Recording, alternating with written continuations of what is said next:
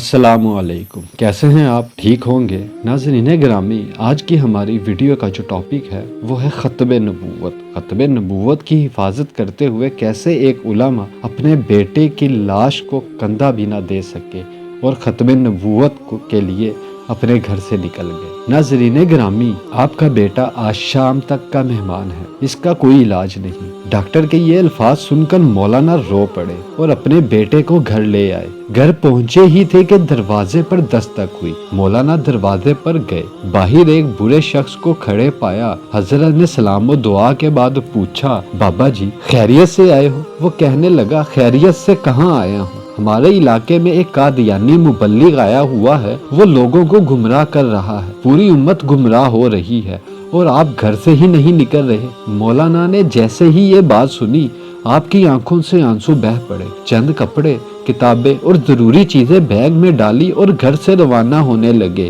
بیوی نے دامن پکڑ لیا اور کہنے لگی، مولانا آخری لمحات میں اپنے نوجوان بیٹے کو اس حالت میں چھوڑ کر جا رہے ہو؟ مولانا نے آسمان کی طرف نظریں اٹھائی اور کوئی جواب نہ دے سکے تو جاں بلب بیٹے نے کہا، ابا جان میں آج کا مہمان ہوں، چند لمحے تو انتظار کر لیجئے، میری روح نکل رہی ہے، مجھے اس حال میں چھوڑ کر جا رہے ہو؟ مولانا نے اپنے نوجوان بیٹے کو بوسہ دیا، رونے لگے اور فرمایا، اے بیٹے بات یہ ہے کہ میں محمد صلی اللہ علیہ وآلہ وسلم کے دین کی خاطر جا رہا ہوں۔ کل قیامت کے دن حوض کوثر پر ہماری تمہاری ملاقات ہو جائے گی۔ یہ فرمایا اور گھر سے روانہ ہو گئے۔ اڈے پر پہنچے، ابھی بس میں بیٹھے ہی تھے کہ چند لوگ دوڑے آئے اور کہنے لگے، مولانا آپ کا بیٹا فوت ہو گیا ہے، اب رک جائیں اور اس کا جنازہ پڑھاتے جائیں۔ مولانا نے روتی ہوئی آنکھوں سے مگر مضبوط لہجے میں فرمایا، جنازہ پڑھانا فرض کفایہ ہے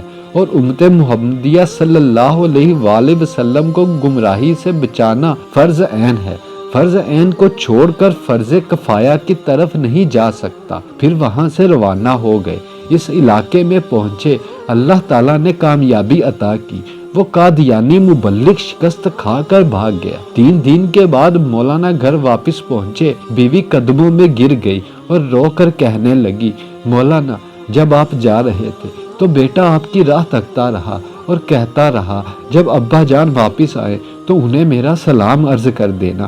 مولانا نے جب یہ سنا تو فوراً اپنے بیٹے کی قبر پر گئے اور دعا مانگنے لگے، اے اللہ ختم نبوت کے وسیلے سے میرے بیٹے کی قبر کو جنت کا باغ بنا دے۔ مولانا دعا مانگ کر گھر واپس آئے تو رات بیٹے کو خواب میں دیکھا۔ بیٹے نے اپنے ابا سے ملاقات کی اور کہا کہ رب محمد صلی اللہ علیہ وآلہ وسلم کی قسم، ختم نبوت کے وسیلے سے اللہ تعالیٰ نے میری قبر کو جنت کا باغ بنا دیا۔